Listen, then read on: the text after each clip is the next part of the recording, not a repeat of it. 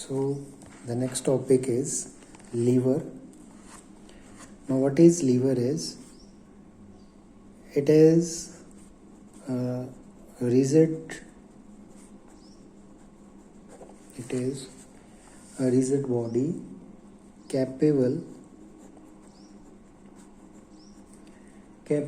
of rotating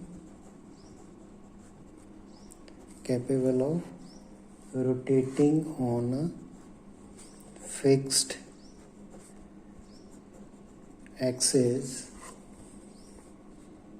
on itself. So once again, what is lever? Lever is defined as it is a rigid body capable of rotating on a fixed axis on itself. Now there are three types of lever. Class 1, let me write here, types of lever. Class 1 lever.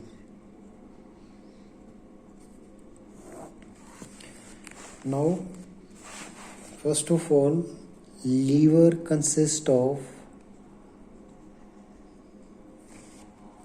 three things. One is load, another is effort, and another is fulcrum. Now what is fulcrum? It is the axis about which the lever turns, or you can say that the passes through a point of the lever, which is called the fulcrum, and generally it is represented with letter F. You can say that it is the pivoted point on which the body rotates. Once again, fulcrum is the pivoted point on which the body rotates on its fixed axis by itself. So the figure of the first class lever. In first class lever, the fulcrum is always in between.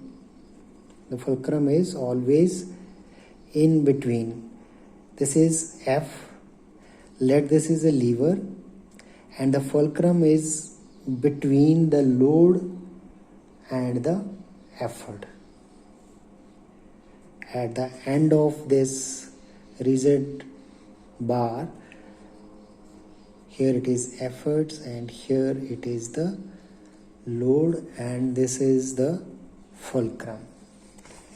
Or in other words, you can say that fulcrum is always between the effort and the load. And let this is A, this is B, and this point is C. Now the distance between the effort and the fulcrum.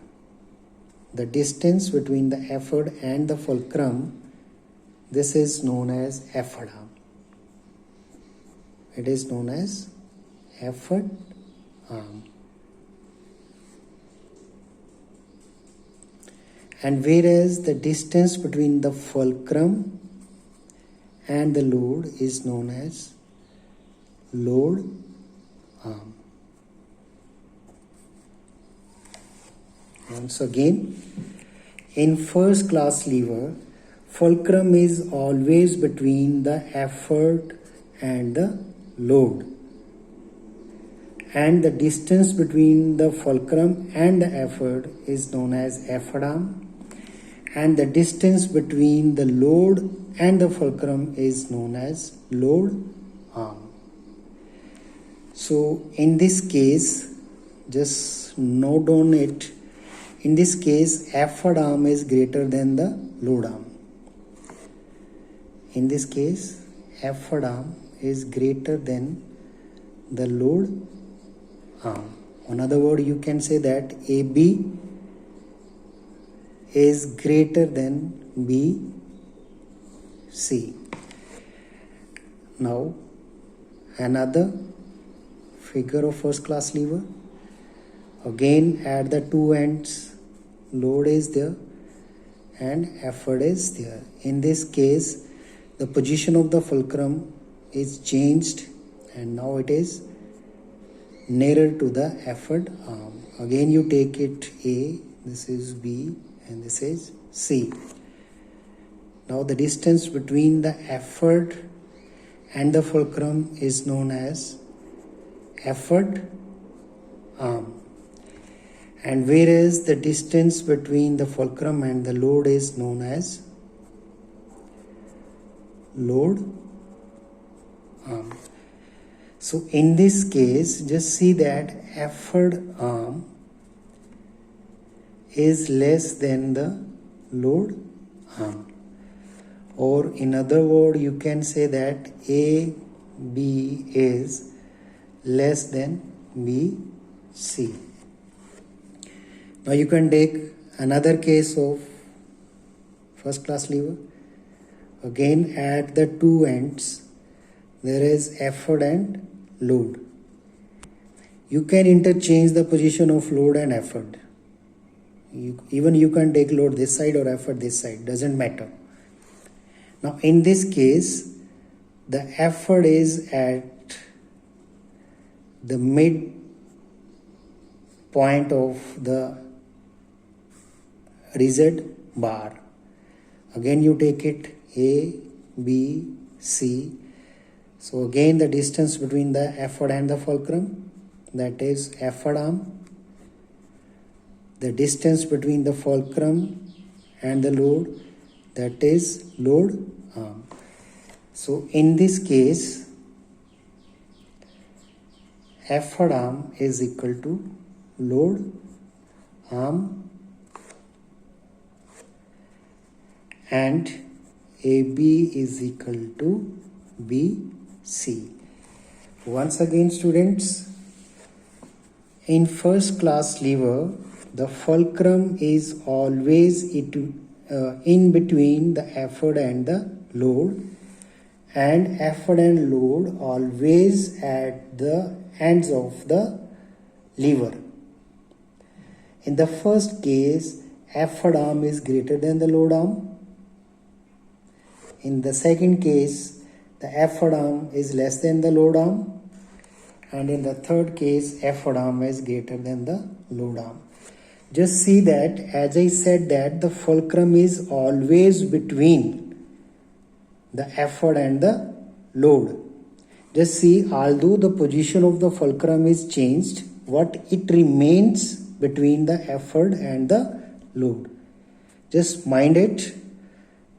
The fulcrum is always remain in between the load and effort in case of first class lever.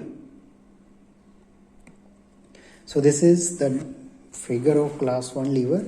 Later on we will discuss examples of first class lever.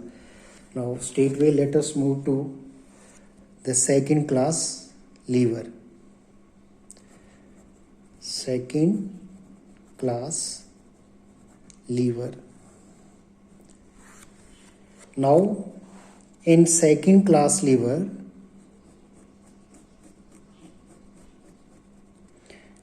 fulcrum is always at the one end of the lever, and the load is somewhere in between the fulcrum and the effort. Since load is acting downward direction, so in order to make it horizontal, we have to apply the efforts in the vertical upward direction. So in second class lever, fulcrum is always between, lever is always between the fulcrum and the effort. So in this case, the distance is always measured from the fulcrum in all the class of lever. So the distance between the fulcrum and the load is known as load arm, and the distance between the fulcrum and the effort, that is known as effort arm. So in this case, in second class lever, effort arm is always greater than the load arm, or you can take it A, B, C. So we can say that AC is always greater than AB. So don't forget, students, in second class lever, load is always between the fulcrum and the effort, and just see the direction of the load and the effort. Load is acting vertically downward direction, so in order to make it horizontal, the effort is applied in the vertical upward direction. So in second class lever, effort arm is always greater than the load arm. Now move to third class lever. Third class lever. Now in this type of lever, fulcrum is always at the one end and the effort is between the load is at the one end and the effort is in between the fulcrum and the load. Just see the direction of the effort. Effort is applying in the upward direction in order to make the lever horizontal. So again, you can take it point A, this point is B, and this point is C. So in this case, the distance between the fulcrum and the effort, this is known as effort arm. The distance between the fulcrum and the load, that is known as load arm. So in this case, load arm is greater than the effort arm, or you can say that AC is greater than AB. So in third class lever, effort is in between the load and the fulcrum. Now, principle of lever. Now the next topic is principle of a lever. It works on the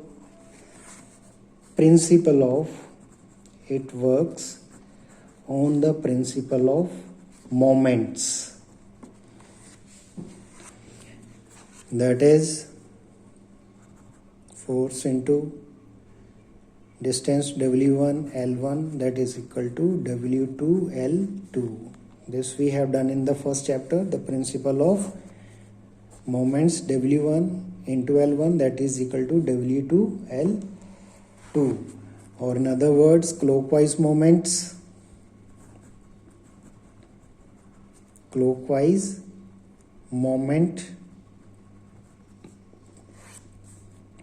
of load from the fulcrum is equal to anti-clockwise moment of efforts from the fulcrum.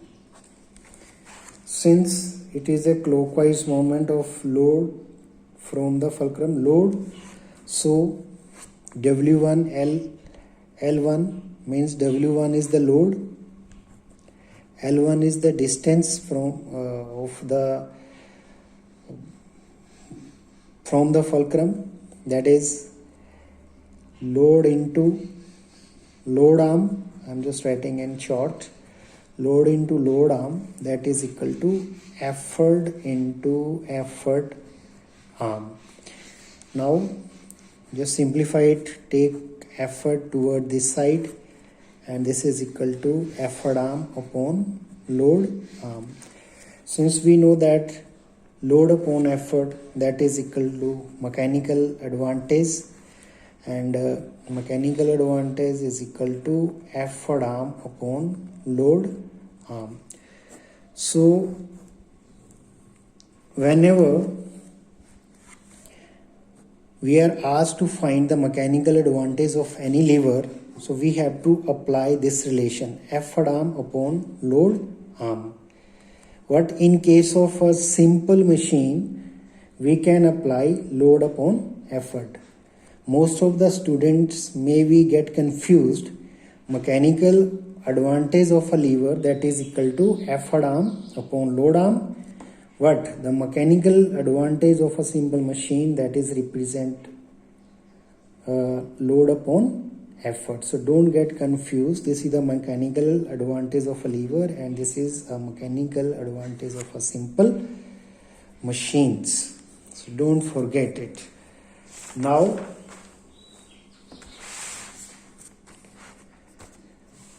mechanical advantage of first class lever.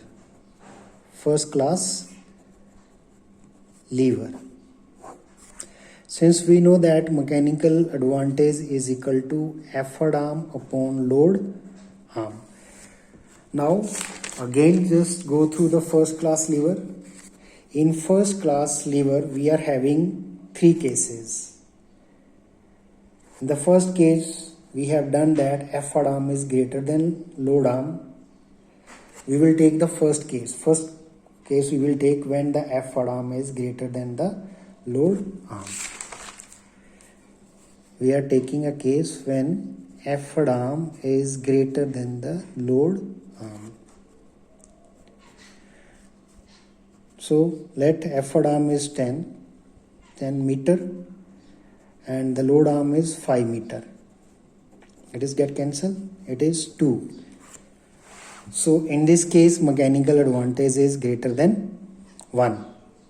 And when the mechanical advantage is greater than 1, so at that time the first class lever acts as a force multiplier. This we have done in the first video of this chapter. Again, in second case, when the effort arm, you can take a second case when the effort arm is less than the load arm. Again mechanical advantage is equal to effort arm upon load arm. And in this case the effort arm is less and the load arm is more. So in this case the mechanical advantage is, in this case you can write here, in this case mechanical advantage is greater than 1 and it acts as force multiplier. In this case mechanical advantage is less than 1, used for gain in speed.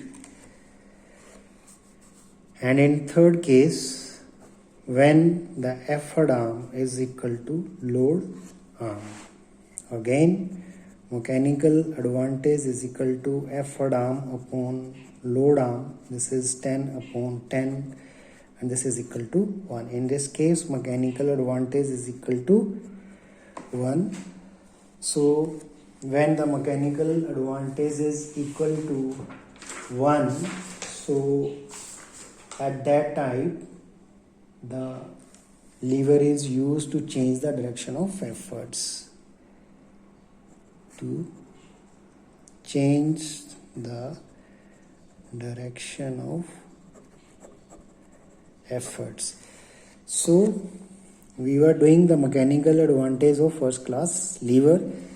So we can say that since the fulcrum is in between the load and effort, so the mechanical advantage of first class lever can be greater than 1, can be less than 1, or can be equal to 1 depending upon the position of the fulcrum. So let us move to the mechanical advantage of second class lever. Mechanical advantage of second class lever. Since we know that mechanical advantage is equal to effort arm upon load arm, just see it here. In this case, the effort arm is greater than the load arm. In second class lever, the effort arm is greater than the load arm. You can write here effort arm is greater than the load arm. So if effort arm is greater than the load arm, it means its mechanical advantage is greater than 1, and the second class lever acts as a force multiplier.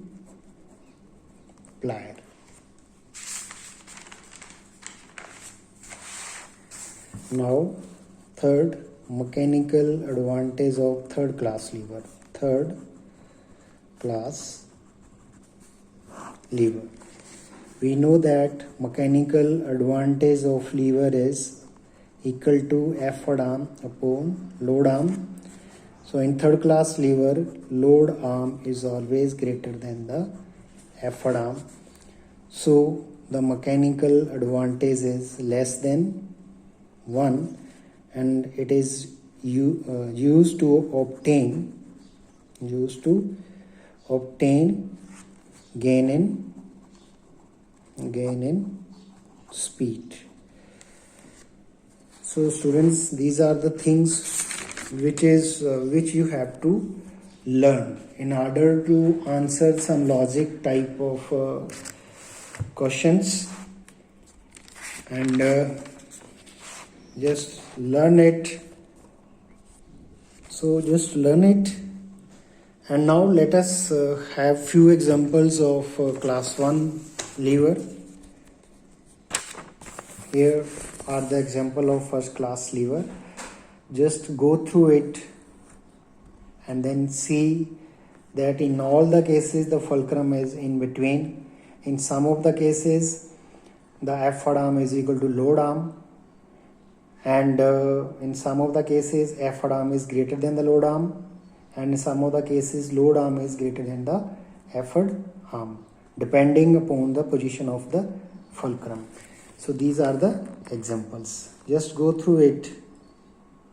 Pliers, spat, seesaw, then crowbar, scissor, handle of water pump, claw hammer. These are the example of first class lever. And even this is also an example of first class lever, that is rowing a boat with long handle oar. Then move to second class lever.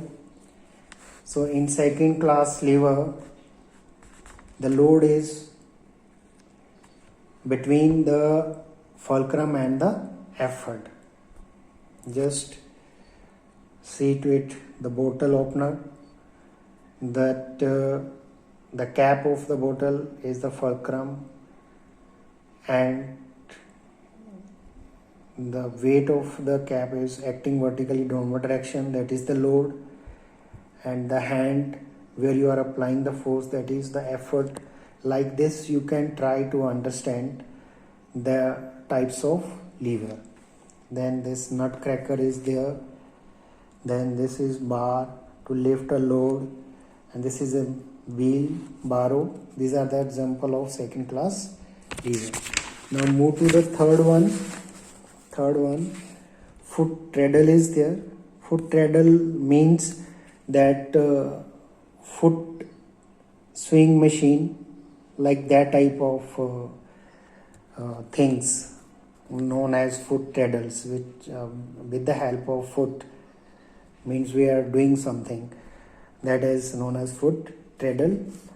Then sugar tongs, knife, spat, lifting a load, and then in a boat race, rowing the boat by a short handle oars.